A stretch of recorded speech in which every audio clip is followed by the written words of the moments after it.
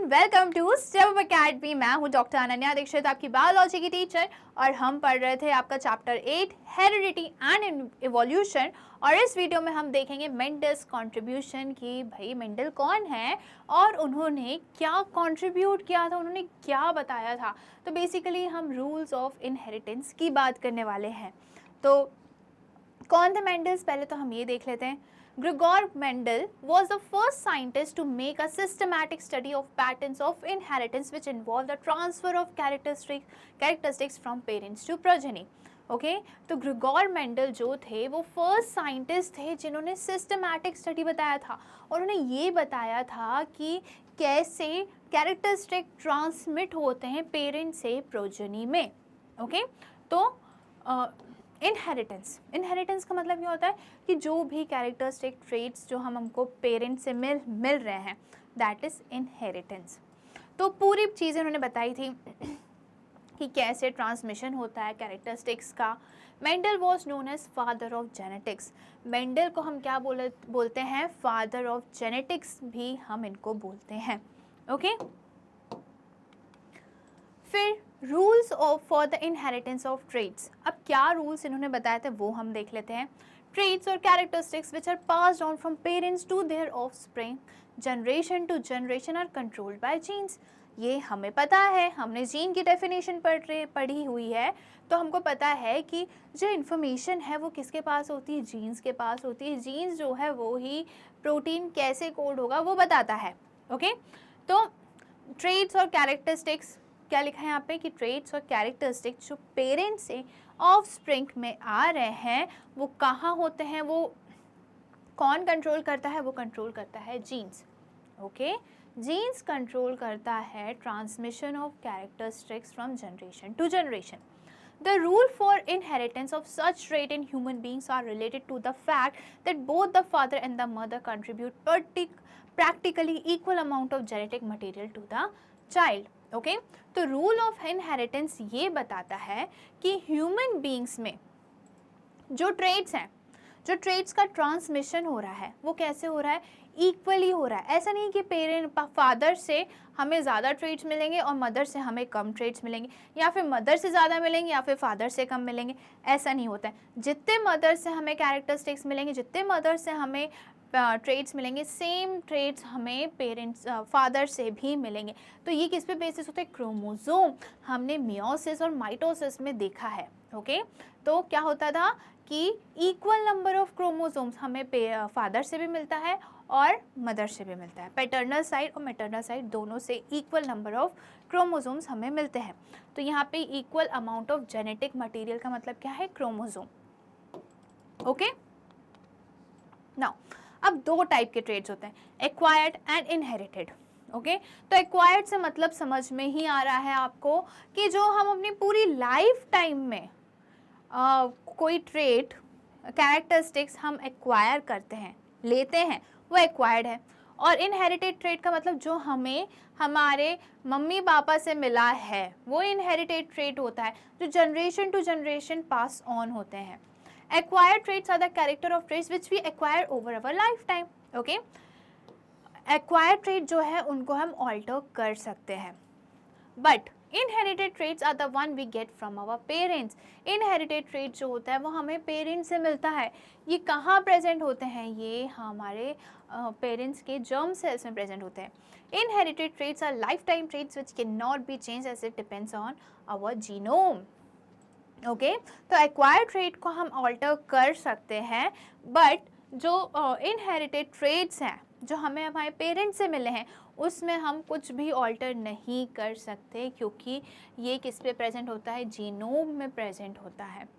तो ये डिफरेंस हुआ एक्वायर्ड ट्रेट और इनहेरिटेड ट्रेट में, राइट? जैसे कि एक्वायर्ड ट्रेट में क्या बोल सकते हैं हम? टेस्ट, है ना? तो हमें किसी चीज़ का टेस्ट अच्छा लगता है, किसी का टेस्ट हमें अच्छा नहीं लगता है। हम अब नॉर्थ साउथ में ही देख लेंगे तो बहुत डिफरेंस आ जाते हैं टेस्ट के मामले में। तो ये क्या है? एक्वायर्ड ट्रेट है ना? और इनहेरिटेड ट्रेट में तो पता ही आपको, हाइट हो गया, कम्प्लेक्शन हो गया, आई का कलर हो गया, ये सब इनहेरिटेड ट्रेट्स में आते हैं। अब हम बात करते हैं कि मेंडल ने कैसे ये रूल ऑफ इनहेरिटेंस बताया था, उन्होंने कैसे कंट्रीब्यूट किया था। अब हम आते हैं एक्चुअल कंट्रीब्यूशन में। ये तो हमने स्टार्टिंग का जो था वो देखा, बट एक्चुअल में मेंडल ने किया क्या था वो हम देखते हैं। ही used varieties of contrasting visible pea plants like tall, short, round, wrinkled, yellow, green. Okay, तो उन्होंने पी प्लांट लिया था। पी प्लांट क्यों लिया था वो हम बाद में देखेंगे, पर कैसे पी प्लांट लिए थे उन्होंने। पी प्लांट लिए थे उन्होंने जैसे कॉन्ट्रास्टिंग कैरेक्टर्स के लिए थे कि एक टॉल पी प्लांट है तो एक शॉर्ट टी प्लांट है, एक के जो सीड्स हैं वो शेप, जो सीड का शेप है, एक का राउंड है तो एक का रिंकल्ड है। ओके, एक का येलो कलर है तो एक का ग्रीन कलर है। तो ये कॉन्ट्रास्टिंग पेयर उन्होंने लिए थे जो हम देख सकते हैं। Mendel choose P plants for studying inheritance because, अब मेंडल ने पी प्लांट क्यों चूज करा था वो हम देखते हैं। अब कुछ तो रीजन होगा ना। दे ग्रो क्विकली, जो पी प्लांट होते हैं वो जल्दी ग्रो करते हैं। आर ईजी टू ब्रीड, उनकी जो ब्रीडिंग होती है, क्रॉस जो होता है वो भी ईजी हो जाता है, ईजी होता है। And have a variety of traits, और उनके पास वैरायटी ऑफ कंट्रास्टिंग ट्रेड्स हैं, बहुत सारे कैरेक्टरिस्टिक्स हैं।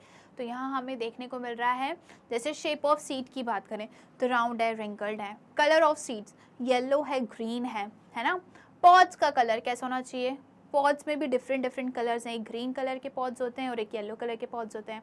फिर शेप ऑफ पॉड्स फुल और कंस्ट्रक्टेड, फुल है या कंस्ट्रक्टेड है। प्लांट की हाइट टॉल और short. Okay, position of flower, flower कहाँ है, at the leaf junction, at tip of branches. Okay, branches के टिप पे है या लीफ के जंक्शन में है, लीफ के साथ है, लीफ के पास है। फ्लावर का कलर कैसा है, पर्पल है या वाइट है। तो ये सारे कंट्रास्टिंग ट्रेट्स हमें किससे मिलते हैं, ये हमें पी प्लांट में मिलते हैं। और इसलिए मेंडल ने पी प्लांट चूज़ करा था। क्यों, क्योंकि इतने सारे ट्रेट्स को वो साथ में स्टडी कर सकते थे। ओके, और साथ ही जल्दी ग्रो भी करते हैं और क्या करते हैं, इनका जो ब्रीडिंग प्रोसेस है वो भी ईजी होता है। तो सबसे पहले हम बात करते हैं मोनोहाइब्रिड क्रॉस की। दो टाइप के क्रॉस होते हैं, मोनोहाइब्रिड एंड डाईहाइब्रिड।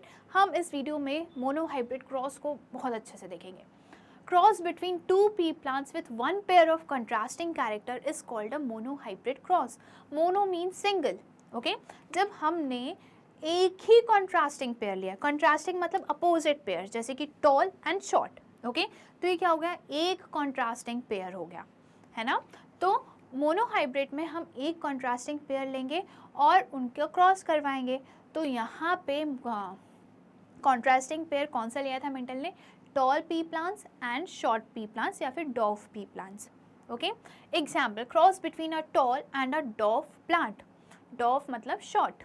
ओके, तो क्या किया था इन्होंने, थोड़ा बहुत देख लेते हैं, फिर हम देखते जाएंगे जैसे जैसे हमारी स्लाइड्स आगे बढ़ेगी। तो टी और स्मॉल टी। ओके, तो जो टॉल प्लांट्स हैं उसको हमने डिनोट किया कैपिटल टी से। ओके, और जो डॉव प्लांट्स हैं उनको हमने डिनोट किया स्मॉल टी से, राइट।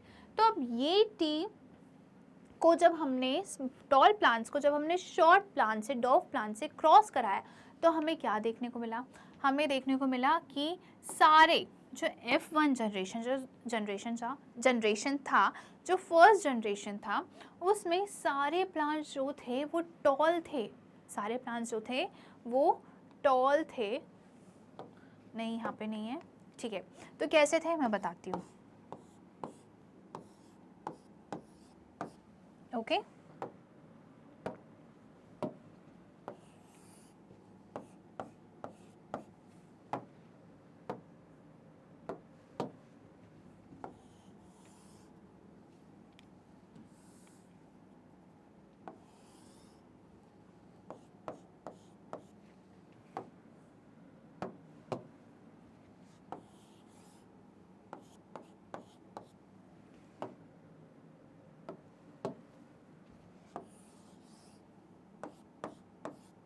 तो ऐसे क्रॉस कराया तो हमें पता है कि एलील जो होते हैं आधे इधर से आधे उधर से मिलेंगे, राइट। तो ये टी को वो टी से हमने जो कंबाइन किया तो हमें क्या मिला, ऐसे कुछ F1 जनरेशन में हमें प्लांट्स मिले। ओके, तो यहाँ पे हम देख रहे हैं कि अलग अलग टाइप के हैं। एक टॉल प्लांट का कैरेक्टर है और एक शॉर्ट प्लांट का कैरेक्टर है, एक टॉल एक शॉर्ट, एक टॉल एक शॉर्ट, एक टॉल एक शॉर्ट, है ना।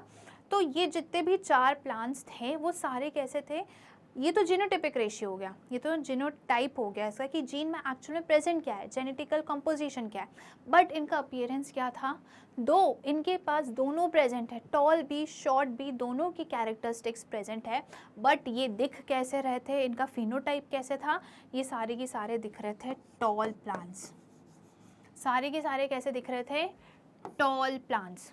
क्यों टॉल प्लांट्स दिख रहे थे, क्योंकि जो टॉल प्लांट्स का कैरेक्टरिस्टिक है, जो टॉल प्लांट्स के एलील हैं वो क्या हैं, वो डोमिनेंट एलील हैं, ओके, डोमिनेंट एलील हैं, इसलिए उन्होंने रेसेसिव को डरा के धमका के एक्सप्रेस नहीं होने दिया और बोला कि अब भाई तू बैठ, मैं ही एक्सप्रेस होऊंगा।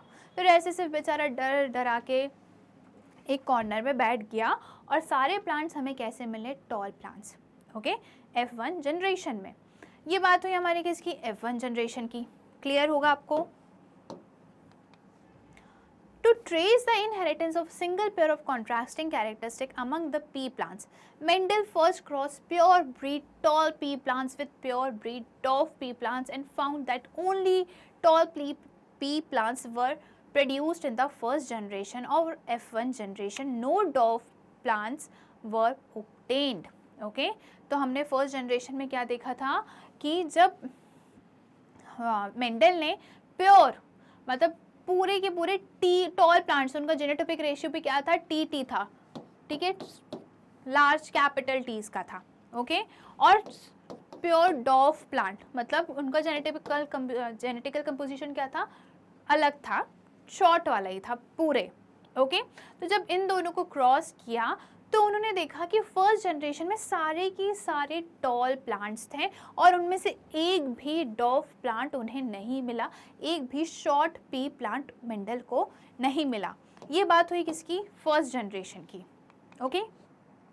F1 cross showed the traits of only one of the parent plant tallness were shown, ठीक है।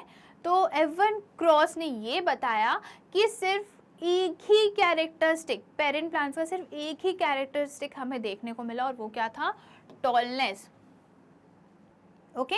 Mendel then self-pollinated the tall pea plants of the first generation and found that tall plants and dwarf plants were obtained in the second generation, okay.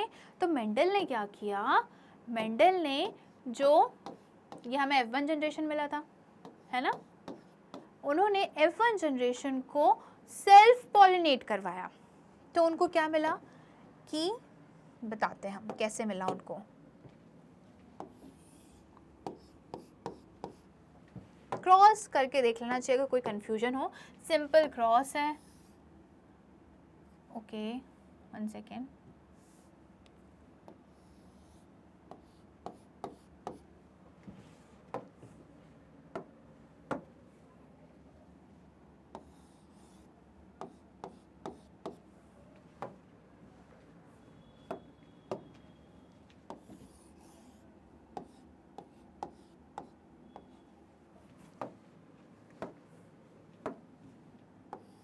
Okay clear है। इन्होंने first generation के plants को self pollinate कराया तो उनको क्या मिला, अब ये दोनों कैरेक्टरिस्टिक्स किसके हैं, टॉल प्लांट्स के, तो ये प्लांट कैसा होगा, टॉल होगा, राइट। अब इस ये दोनों जो हैं इनमें एक टॉल प्लांट्स का है और एक शॉर्ट प्लांट का है, बट हमें पता है जो टॉल प्लांट्स हैं वो क्या है, डोमिनेंट एलील है उनके पास, है ना, तो ये भी कैसे होंगे, टॉल होंगे, राइट। बट ये जो है टी इसमें तो दोनों ही रेसेसिव एलील हैं, है ना, दोनों क्या हैं, रेसेसिव एलील हैं, इनमें कोई भी डोमिनेंट कैरेक्टरिस्टिक्स नहीं प्रेजेंट है, तो ये कैसे होंगे, ये होंगे डॉर्फ या फिर शॉर्ट, डॉर्फ प्लांट्स होंगे या फिर शॉर्ट प्लांट होंगे, ओके। तो सेकेंड जनरेशन में इनको 3 टॉल प्लांट्स मिले। अगर हम फिनोटाइपिक रेशियो की बात करें तो इनको 3 टॉल प्लांट्स मिले और एक कैसा मिला, शॉर्ट प्लांट्स।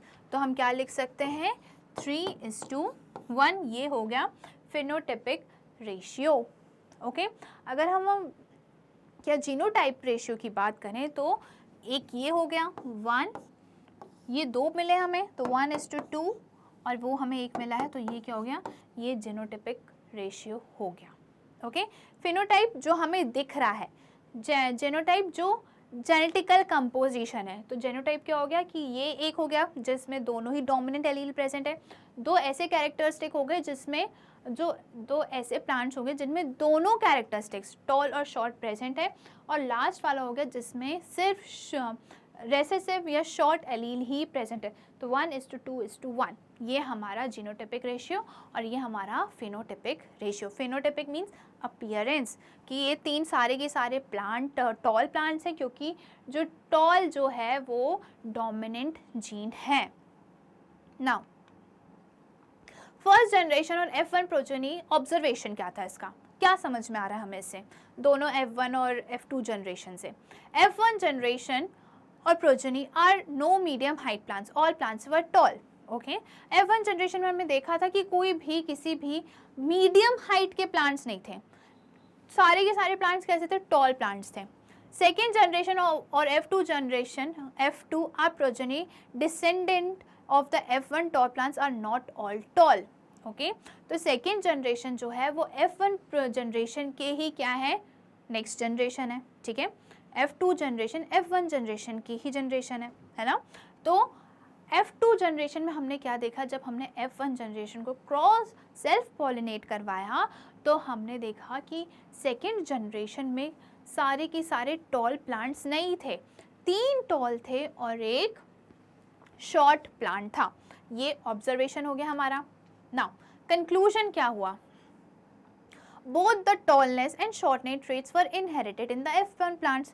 अब दोनों ही शॉर्ट और टॉल प्लांट्स जो हैं पेरेंट्स से प्रोजेनी में तो आ गए थे, है ना, but only the tallness traits was expressed, but सिर्फ जो टॉलनेस कैरेक्टरिस्टिक है, जो टॉल कैरेक्टरिस्टिक्स है वो ही एक्सप्रेस हुआ क्योंकि वो क्या था, डोमिनेंट जीन था, डोमिनेंट कैरेक्टर था।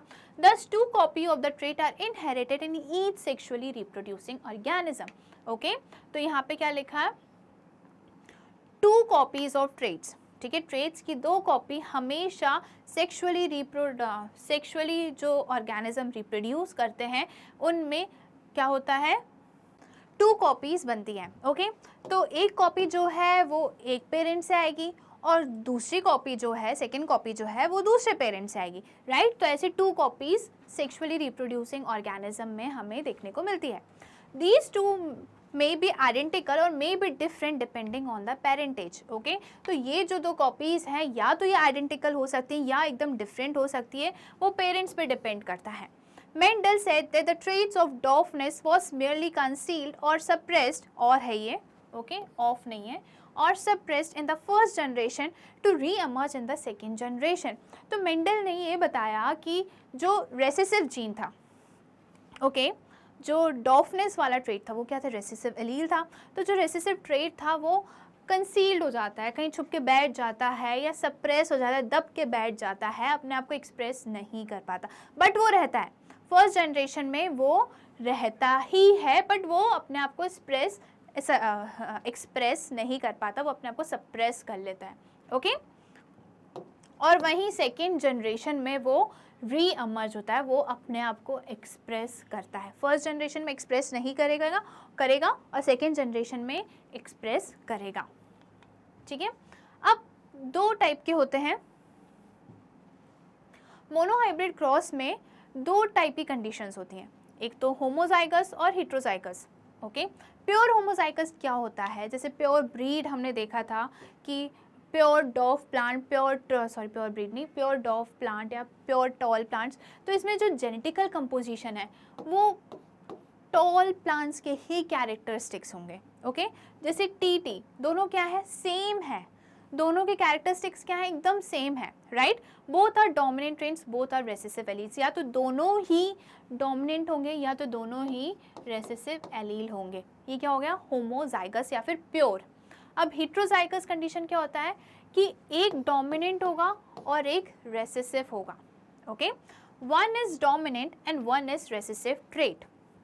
Phenotypic ratio 3:1, 3 tall and 1 short. ये मैं बता ही चुकी हूँ कि फिनोटिपिक रेशियो क्या होगा सेकेंड जनरेशन का, कि 3 टॉल प्लांट्स होंगे और एक क्या होगा, एक शॉर्ट प्लांट होगा। और वहीं जीनोटिपिक रेशियो क्या हो गया, 1:2:1। ये भी हमने बता चुका है कि जो टीटी वाले एलील्स होंगे, होमोजाइगस जो होंगे, वो टॉल प्लांट्स के होमोजाइगस एक रहेगा, ओके, 2 हेट्रोजाइगस रहेंगे और 2 रेसेसिव होमोजाइगस रहेगा, ओके, एक रेसेसिव होमोजाइगस रहेगा। फिर से एक बार मैं बता देती हूँ, एक टॉल प्लांट का होमोजाइगस रहेगा, 2 हेट्रोजाइगस रहेंगे और एक शॉर्ट प्लांट का होमोजाइगस रेसेसिव वाला रहेगा, ओके।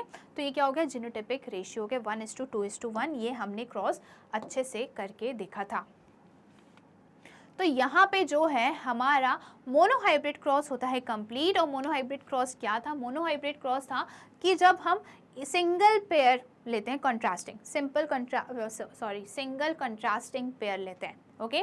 कंट्रास्टिंग पेयर कैसे हो गया, बड़ा छोटा ऐसा, ओके। और अब हम नेक्स्ट वीडियो में देखने वाले हैं, बात करने वाले हैं डाई हाइब्रिड क्रॉस की। डाई हाइब्रिड क्रॉस में डाई मीन्स 2, तो हम 2 कंट्रास्टिंग पेयर लेंगे, ओके। जैसे कि हमने लिया, अगर टॉल शॉर्ट लिया तो हम शेप ले लेंगे या फिर कलर ले लेंगे। तो इसके लिए आपको हमारे साथ जुड़े रहना है।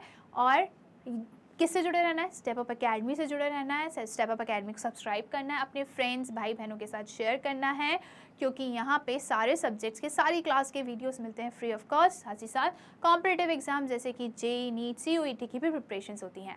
Thank you.